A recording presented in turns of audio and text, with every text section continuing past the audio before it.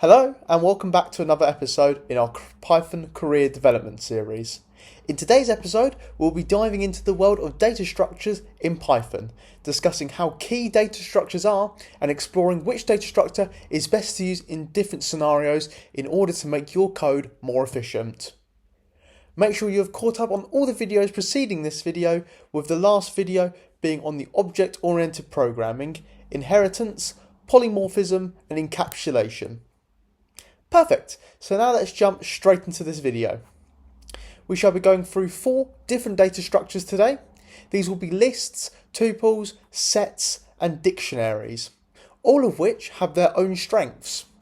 Data structures are a significant part of your programming journey.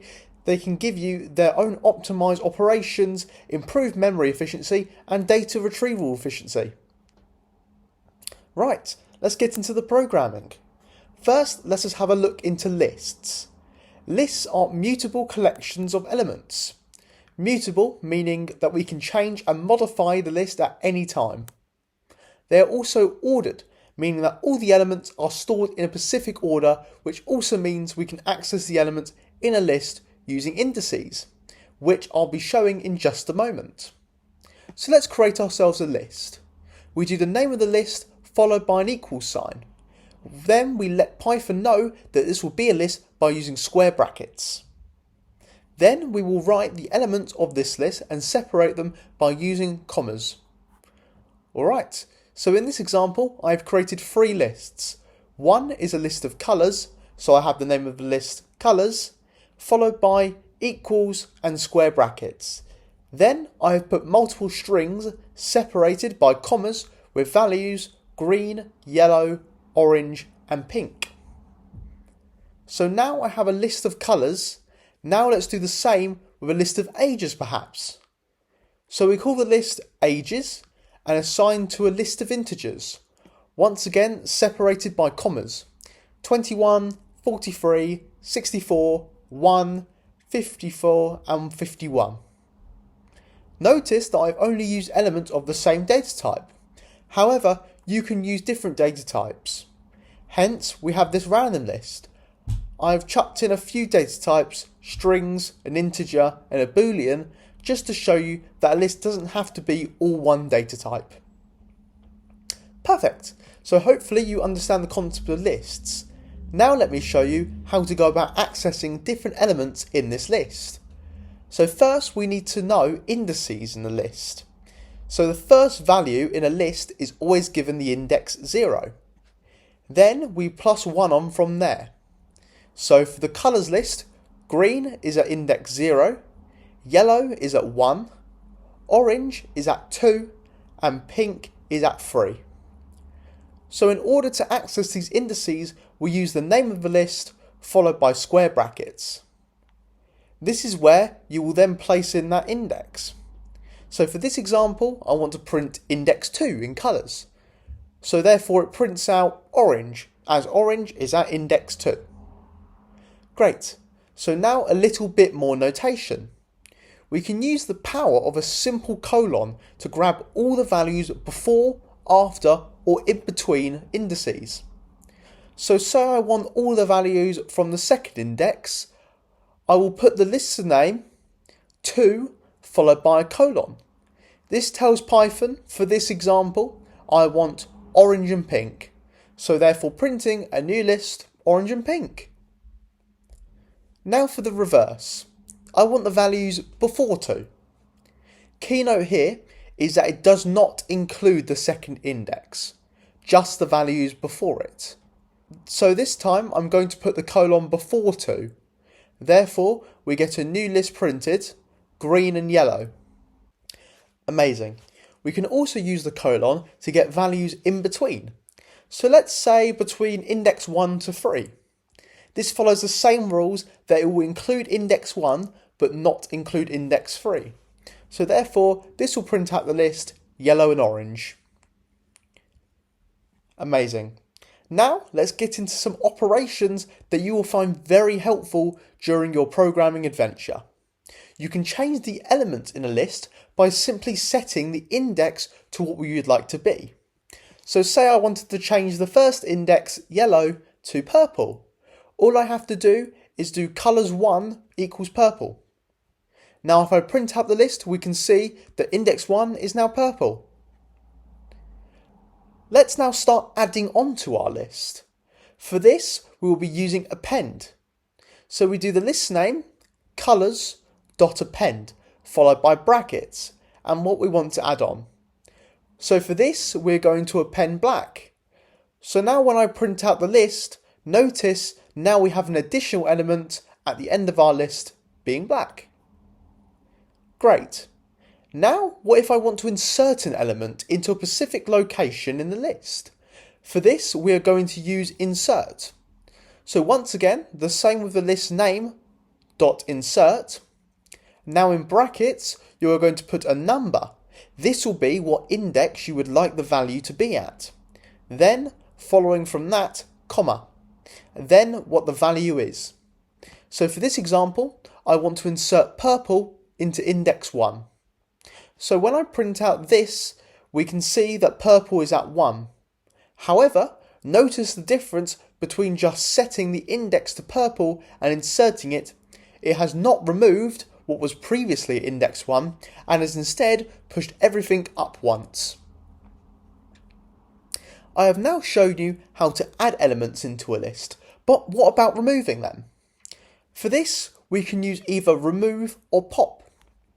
Remove will find what you have placed inside of the brackets, inside of your list, and completely remove the element, pushing all the elements back one space.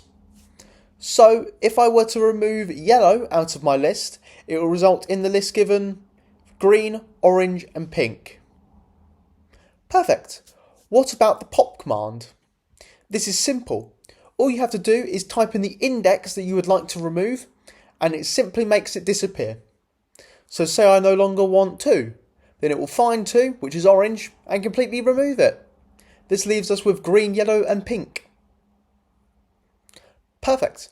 Alright, let's move on to some further operations. Now we are going to use the reverse function. You can take a guess at what this does, but just for clarity, it will send all the values in the list to the other side of the list and completely reversing it. So for our example, the reverse of our colours list is pink, orange, yellow and green. Next up is count. When using this function, it will return the number of times the value in between the brackets appears in your list. So for this example, I've placed green inside of the brackets, so it will check how many times the string green appears in the list. So it returns 1, since green only appears once in the list. The final helpful operation I'll be showing for lists today will be index. Index will return where the value given has its first appearance in the list. So for this example, we're going to print colours.index and orange. So it will find where orange is in the list. Orange is at index 2, so it will return 2. Good stuff. That is it for lists. So now we are going to be looking at a data structure that is very similar to lists. This data structure is called a tuple. A tuple, like a list, is ordered, meaning we can once again access values from the indices. However, this time it is immutable, meaning the tuple cannot be changed or modified after creation. We can represent a tuple by replacing the square brackets from a list with regular brackets.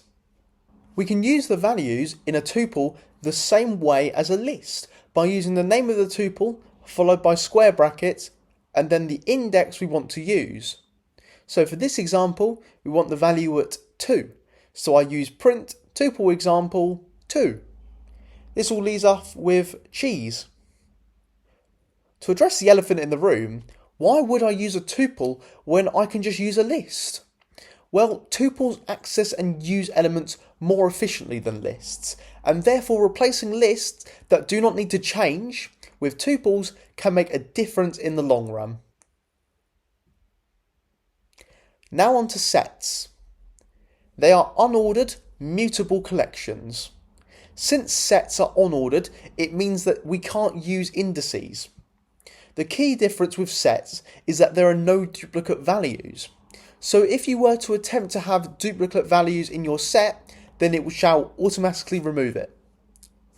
We can denote a set using curly brackets, compared to square brackets with lists. One very important thing with sets is that they have their own unique operations. These operations are union, intersection, difference, and symmetric difference. But what do these operations do? We shall begin with union. So we shall begin with two sets with random values, set example 1 and set example 2. Using union, we shall return a set which is the combination of both sets. So we do set example 1 dot union brackets set example 2. The set that is returned is all the values in the sets. Notice that even though, for example, Ola is in both sets, Ola only comes up once. That is because once again it will remove any duplicate values. One way you can think of this with a Venn diagram. For the union, we're going to take all the values in all the circles. What if we give intersection a try?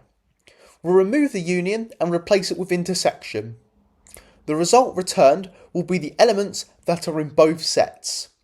So for this example, it returns Ola, 5 and chicken. Once again, on a Venn diagram, this can be represented by the diagram where the circles are overlapping. The final operations are both difference operations. What difference does is take the initial set and in the brackets the other set. It will then return the values that are in the initial set, but they are not in the other set.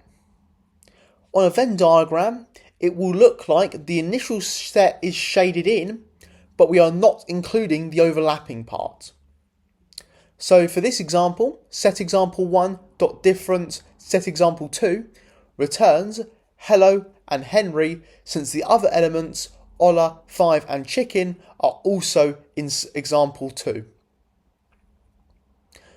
The last set operation is very similar. It is symmetric difference. Symmetric difference will return all the values in the two sets except from the elements that are in both of them. This is represented on a Venn diagram by the whole thing shaded apart from the intersection. So therefore for this, it shall return 42, Henry, yo, pickles, running and hello.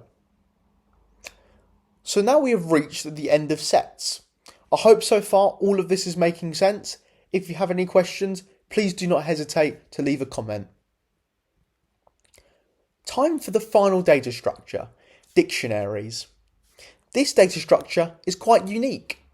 The format of a dictionary is every value has a key assigned to it. This is done with curly brackets. Then we write the key, a colon, followed by the value.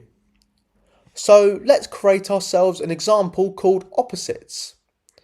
We want to receive a word, the key, and to get the opposite of the word, the value, back. So let's take hello as a key, colon, bye as the value. Dictionaries are very good for when you want to associate two things. I have made a few more examples here as well. Black and white, up and down, left and right, girl and boy. So how do we get from a key to the value? The same as previously, we are going to want to write the name of the dictionary followed by square brackets. Then inside of the brackets, we're going to put the key. So say I wanted the opposite of hello, I would put hello in the brackets.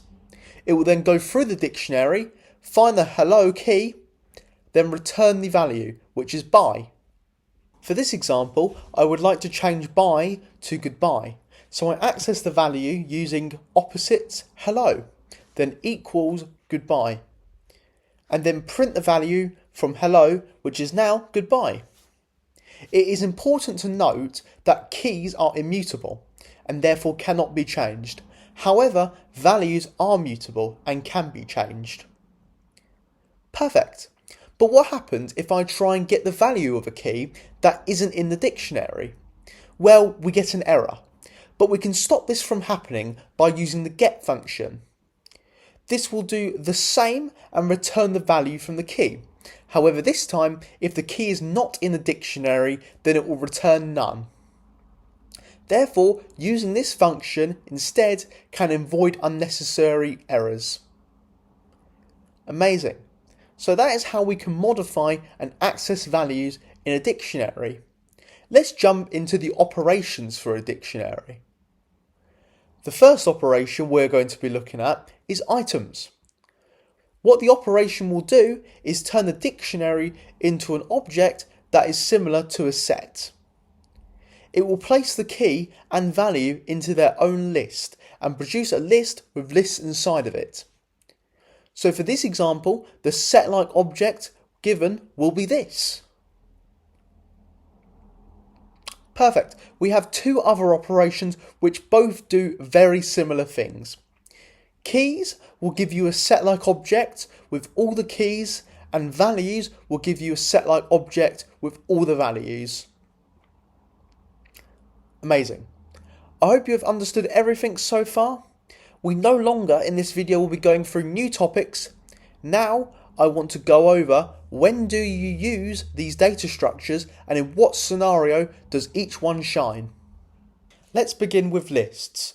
We want to use a list when we require an ordered collection so that we can grab the values and use them. However, this does not access the values as efficiently as a tuple. So therefore we would like to use a tuple to access values unless we need to adjust or change the collection after its creation.